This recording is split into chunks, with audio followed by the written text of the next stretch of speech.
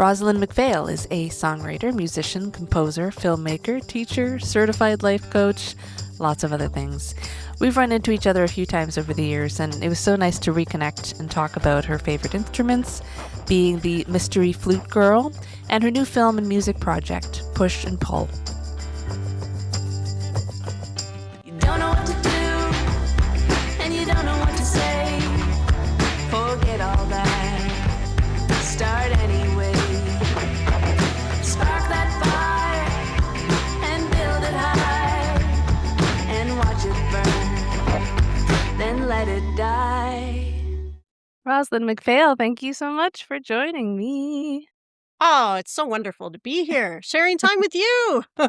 It's been so long. I was thinking about us this morning, and I was thinking, was it Ottawa that we met the first time? Do you remember? Or do you even remember a show that I played years and years ago? My friend Alex Mann set up this show. I think it was at Cafe Nostalgica.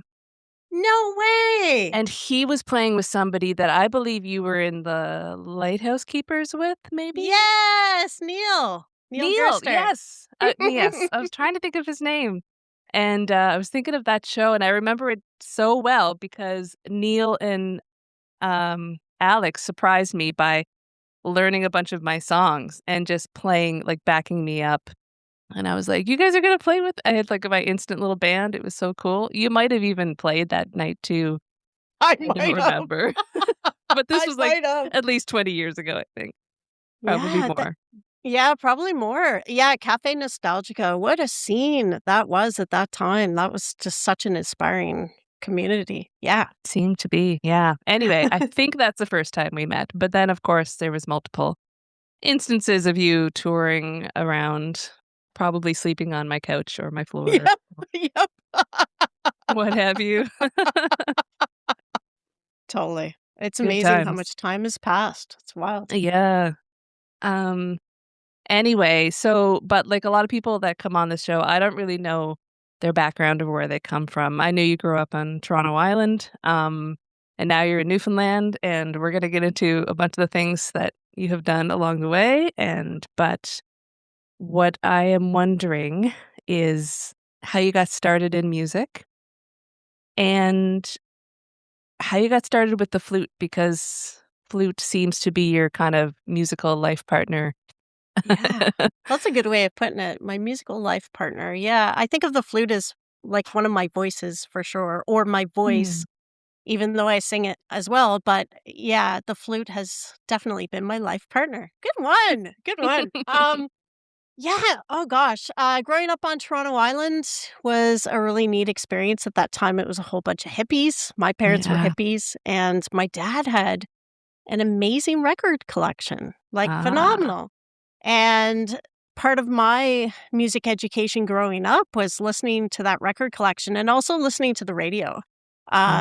Being in Toronto, we're always listening to Psychedelic Sundays on Q107. That ages me. But yeah, like, so, the music of the 70s, the 60s and 70s definitely, I think, sings to my soul. And one band in particular that I would listen to that my dad had an album of was the band Traffic. And there was a flute player in it who also played the sax, but I was just interested in his flute playing.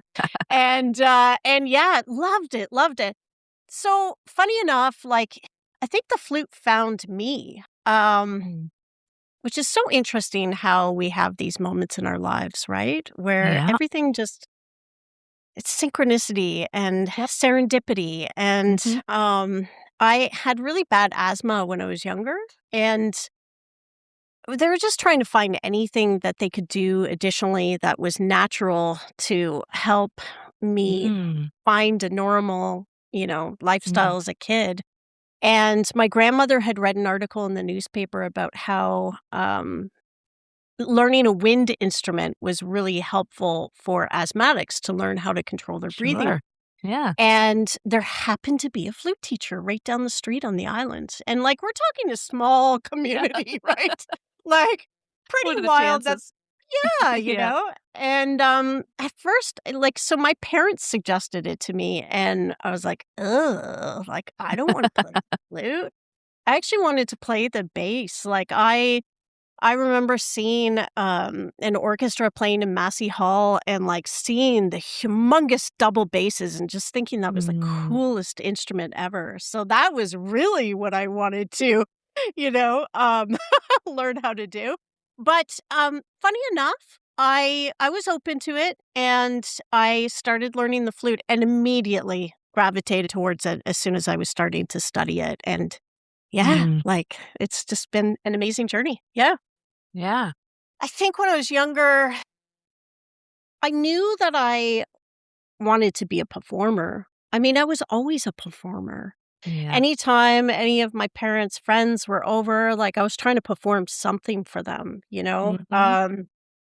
Born for the So stage. yeah, born for the stage. I knew it was the way, it's interesting. I've been really contemplative about this over the years, especially as I get older, of why is it that I'm a performer? Why do I want to do that so badly?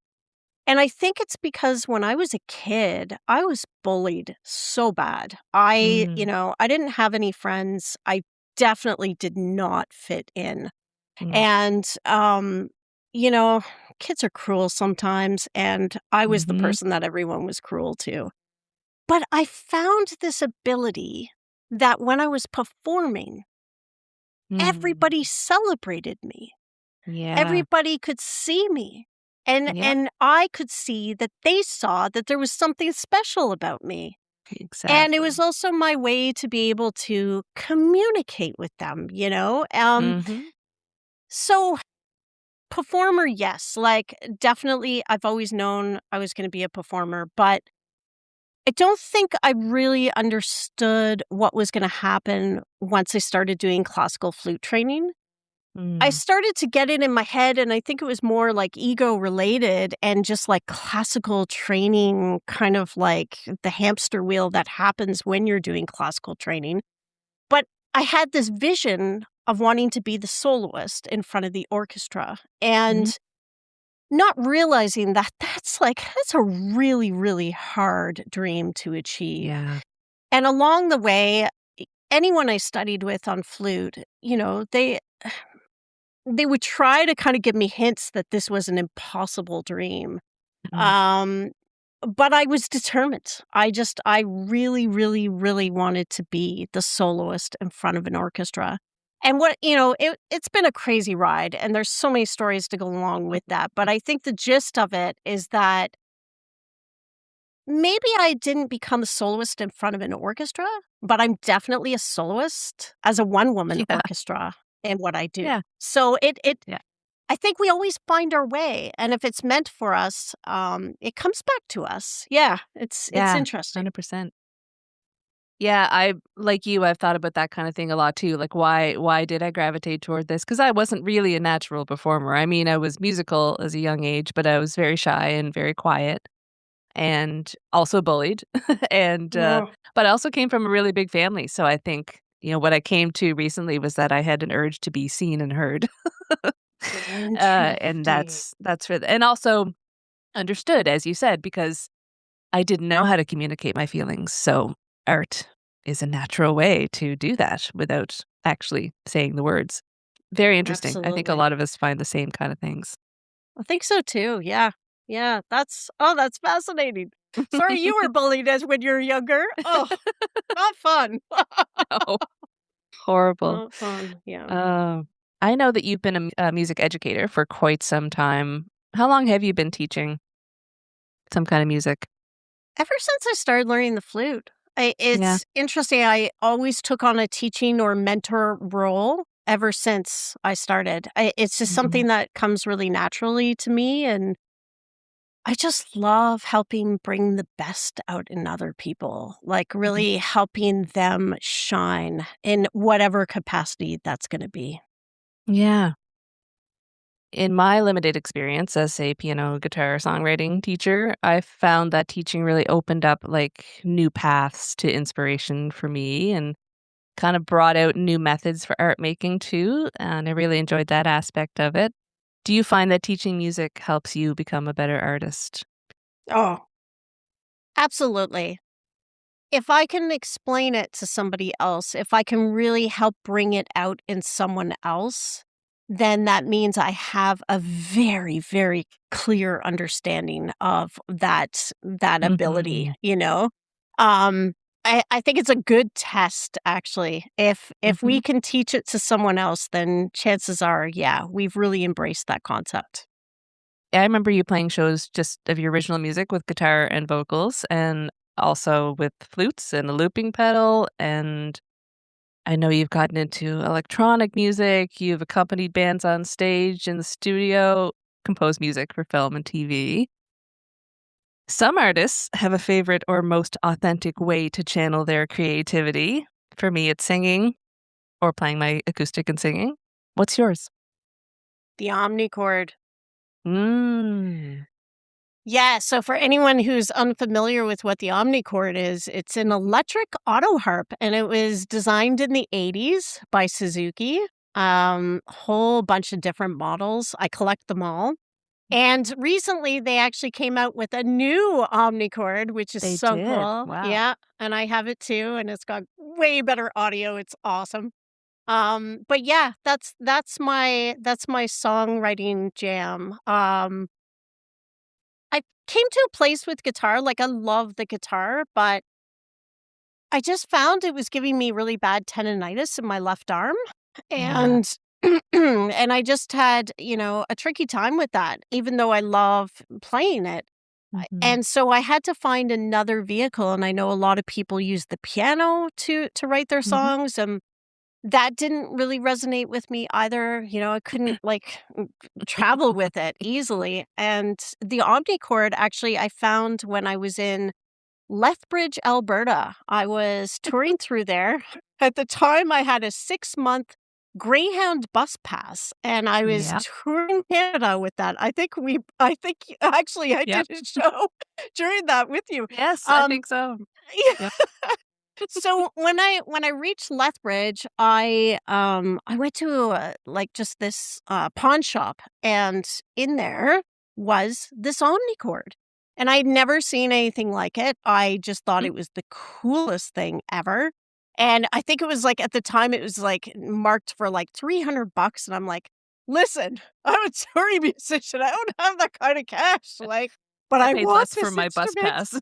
Yeah, pretty much. And, he gave it to me for $50, and funny enough, there were Amazing. 2 of them, and I wish I had gotten both, but I had just gotten the Mhm. one. Yeah, but that transformed everything. Once I got that, I knew it right in that moment. It was like, "This is gonna change my sound." And Mm. every piece of music, any score I've ever written since then has usually had an element of the omnichord in it. Cool. It is such a cool instrument. Like, whenever I'm scoring for film, one of the first things I usually do is I'm trying to figure out the tempo, maybe a time signature, like, what's the vibe of Mhm. the groove? And so the Omnichord's so great for that because I just put on some kinda kitschy beat and, like, play with the Yeah. tempo, and there you go. I get something going with the groove. Yeah. That's interesting because I got a new keyboard recently, and I've been using, rhythms to write with. Now, rhythm has always been a big part of my songwriting, but I've never actually, like, used actual drum beats, basically, to flesh out new songs, and so the new songs that are coming are all quite lively. It's good to have the beat. Wow. It is. Yeah. Mm. Groove is everything to me. Yeah. Yeah. You let me know that you are in Twillingate right now, actually caring for somebody. You are a natural helper and a healer. Do you think most artists are helpers and healers? Yeah, I do. I think as artists, we gravitate towards art because we've been through some hard times. Mhm. And it helps us really make peace or heal or express what we're experiencing. So I think because a lot of us have gone through major challenges and hard times, we just have this sense of empathy that some people just don't have, or this sense Mhm. of tenderness. Mm. and all of the different expressions that we use in our music. And I think, yeah, it helps us to be really authentic, Yeah. natural, um, caring individuals that can really help care for others. Yeah. Yeah, yeah. And I think it's about vulnerability too. This keeps coming up in my discussions with people. Like, artists are naturally being vulnerable. They're putting themselves out in the world, and it's a very kind of like, um, it can be really tough to be kind of lay everything bare in front of people. And when somebody is going through tough times, yeah, it's the same sort of vulnerability. So I think when people are used to being vulnerable all the time, they're used to helping people through tough times where there needs to be some big emotions processed. Yeah.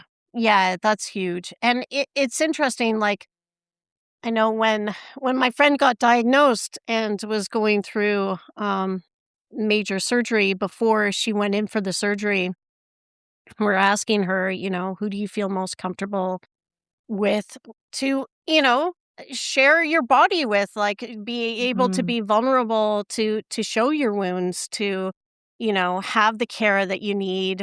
It's just with simple day-to-day things. And she was just like, "Rosalind." And I was like, "Okay." And yeah, that's the thing, right? It's that vulnerability. I have, as a performer, I'm constantly vulnerable on the stage. And it's something I really encourage, even in the way that I express myself publicly through social media and everything, is just to really share my truth. And so yeah, it feels like Mhm. it's all connected for sure. Yeah. Tell me about the life coaching, because 'cause you're a Ah. certified life coach, and you've been kinda doing this probably all your life anyway, but tell me about your actual work with that now and how it connects maybe to creativity and art. Wow. Yeah. Life coaching just naturally happens for me. I mean, yes, I've always been that friend who's, always given the solid advice, Yeah. or been the really good listener, or, been able to handle those tough things. Mhm. But yeah, I guess it was during the pandemic, actually, when I had a little bit more time on my hands. I started working with different coaches and just loving the support it provided for me. And one coach in particular, she's like, Rosalind, you are a coach. Like, are you charging for this? And I was like, no. And she's like, you Should can I? charge for this. Yes. And I was like, Yeah. oh. So then I started making it a business. But what I learned along the time of developing my coaching business is that there was this real need, especially for creatives, where they are looking for somebody that they can be totally open and honest with about their fears, some of the things that they're thinking about that might be holding them back from achieving great things. Mhm. Sometimes it's forgiveness work, sometimes it's just creating a plan or experimenting with different systems, trying to increase their productivity. There's so Mhm. many different things that I'll work on with my clients. And one of the things that I love about the coaches that I've worked with, and I think this really explains coaching for anyone who may not have had the experience of coaching with someone, is that, for one, that person is your biggest fan. Like, Yeah. they're there for you 247. They're your lifeline. And to have somebody in our life that does that for us, oh man, like, it just makes everything possible. And what I also love about it is that my coaches will often see things I'm capable of that I could never imagine that I could Mhm. achieve, Yeah. And because of that, it increases my momentum in such a profound way. Yeah. It's such a transformative experience to work with a coach. Nowadays, like, I can't imagine life without one. It's kind of Mm. gotten to that point, Mhm. And when it comes to my clients, like, the other thing I love about coaching is that we're even. Like, there's no hierarchy. It's like, your coach and you are equal. And so the coach is going to have issues too. Yeah. And we're going to talk about the real stuff, the real thoughts, the real things that are holding us back. Mhm. And I love that because, you know, I love therapy and I have done years of therapy as well. And that has such an important place. And I think it's so Mhm. complementary Yep. to the coaching world. But at the same time, what I love about coaching is that it's all me. It's what I Mhm. put into it. And it's helping me really build who I want to be, who I Yeah. desire to be as the ideal Rozalind MacPhail, Like, so yeah, I couldn't rave about it enough. It's just such a beautiful experience to be able to work with people in that capacity. Yeah. I've had a few coaches as well, and I've thought about becoming a coach myself. So I find it so interesting because especially these days, I think everyone's so disconnected. Everyone's at home alone online, and people don't naturally have a lot of people around them. I think to be those coaches, Yeah. but at the same time, it's hard to get that kind of focused coaching just from a general friend. Like we've all had friends that have been our coaches, but to specifically, like, hire somebody to be that person for you, it's like it's a whole other thing. It's focused, it's a wonderful relationship, I love it. Yeah. Yeah. Some of the things I also love about working with a coach instead of like dumping everything onto my friends or my family is Yeah. like, they'll provide resources. They'll give me They're tools, trained for like, this. they're trained for this, Yeah. and, so that part of it's really great too. Yeah. Yeah. Yep. There's lots of conversations during this podcast about community and having champions and having mentors, and it's all the same thing, I think. Mhm. Everybody needs those, whether you're, artistic or not. But I also think that everybody is an artist and everybody needs champions. So Absolutely. just another way to do it. Can you think of one surprising or monumental thing that's happened because of your music career? Or two? Maybe there's more than one. Hmm. There's so many moments that I really consider monumental and yeah, life-changing almost. I think one of them was probably when I was living in Ottawa. I was known as Mystery Flute Girl, Mhm. and Yeah. I would play, like, my flute with anyone who would let me play with them. It was just such a fun thing, and especially, like, getting out of the classical music world and doing that Mm. was such medicine for my soul. Mhm. I dropped out of my master's degree, at in Ottawa, and Mhm. so I was really looking for other ways to express myself. And so improvising with different bands and artists was my way to, yeah, like, really find my Cool. my voice. And Yeah. I think there was one band in particular, and it was Yola Tango. Um, Yeah. they were touring through Ottawa, and they had a bunch of dates, and I was dating this dude that knew all about them. I didn't know them at all at the time. And he's like, "We're gonna go to their show," and I was like, "Awesome." And holy cow, like, my jaw was floored at that show. Mhm. Like, it just blew my mind away listening to that band. They were it was just such an amazing experience. And I was Yeah. so inspired that I went up to the band and was just like, "I wanna play flute with you." Like, "I really do. I know you got another show tomorrow, like, how can I play flute with you?" And I'm pretty sure they thought I was crazy. And I remember who it was Ira, and he's like, "You're actually serious, aren't you?" And I was like, "Yeah." And he's like, "Okay, well, you know what? Let's try it out. Come show up to the sound check, and if we like what we hear, you'll get to play the show." And so I showed up. They liked it.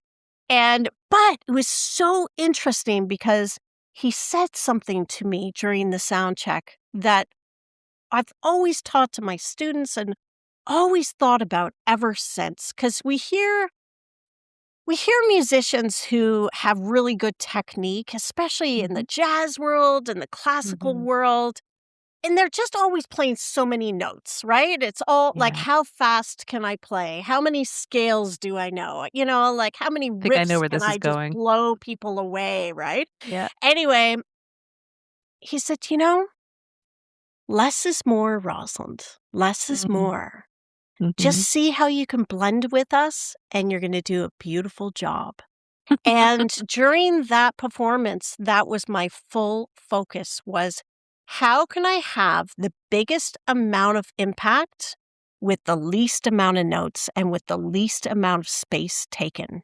And Mhm. that has sat with me for the rest of my life. It is literally how I write my music, how I collaborate with other people, how I have conversations with people. Yeah. And it's really, really made a profound difference in my life. Mm. Yeah, that's cool because I'm thinking about how long it takes to figure out how you're supposed to blend in with a band with your instrument. And I've played different instruments, bass player, keyboard player, um, tambourine and backup singer. Like it's delicate. And it's quite the process to figure out where you're supposed to sit in the mix of the whole thing. And then I had never thought about it in the concept of conversation before either, because it's the same sort of skill. How do you listen and how do you sit back and when do you speak? Very cool. Mhm, mhm. We talk about it a lot in the coaching world, how our clients they have their own wisdom. They have their own Mm. solutions. They have their own vision, and it's brilliant. And if we can get out of the conversation and step back and allow them the space to be able to tap into their wisdom, well, then Mhm. that's where the magic happens. Right. Then you get out of the way. Guide it and get out of the way. Cool. Artists in residencies. I know you've done several of these. Uh, this type of thing is a really great way, obviously, for artists to focus in on a project and actually have the space and time to produce new work. And it's a big lifesaver for lots of people who get the chance to do it. What do you love about this way of making art?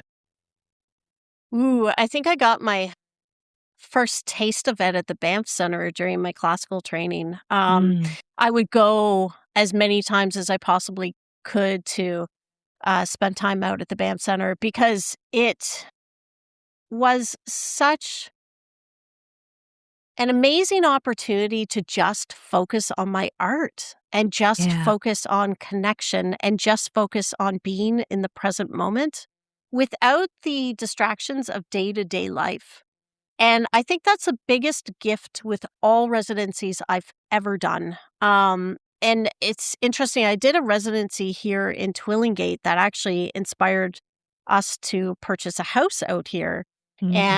And during that time, I was here for a couple of months and I was just so blown away by how in tune I was with nature around me, how I had the space and time to just have open conversations with people and not have like an agenda of how our hangouts were going to go. And because of that, all of a sudden I was so inspired to write a whole bunch of songs and create films for the songs. And I'm working on that project right now actually. It's called Push and Mm. Pull and we're going to be having it mixed and mastered next month. But like that's the magic of residencies is that there's all this space, all this time, and you don't have to worry about all the things that stress us all out during our day-to-day life at Yeah. home. Yeah.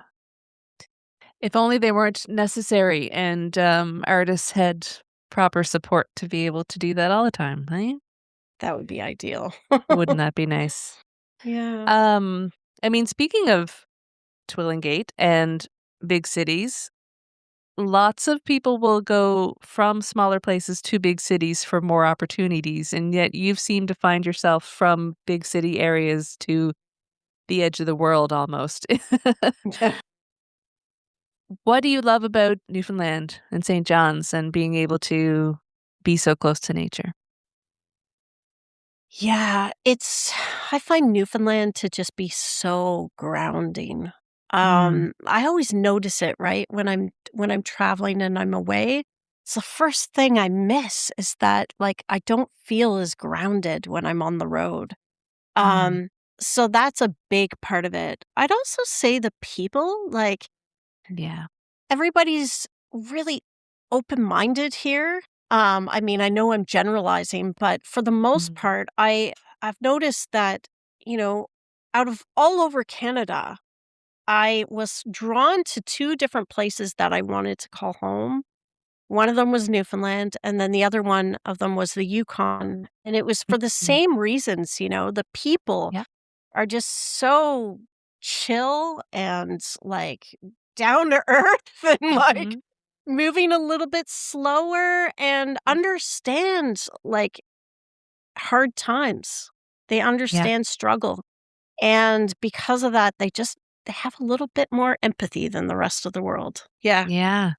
So, what's coming up for you this year? Do you do much live performing? Would there be any way for somebody to see you play live this year?